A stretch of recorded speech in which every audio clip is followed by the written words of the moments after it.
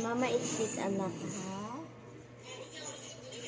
So, my baby now is eating rambutan. You know, guys, I'm not feeling well right now. So, as you can notice, hindi na ako nakapag-upload ng YouTube ko. Sa mga long video ko. Kasi I'm not feeling well right now. So, now, yung ginagawa ko na ngayon is magluto lang ng ulam ng baby ko namin. Kasi my partner is on the duty na. Kaya ito na lang.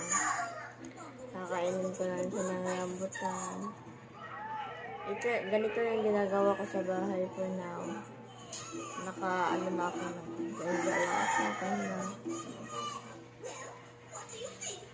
Mahirap talaga magkasakit, guys. Sobrang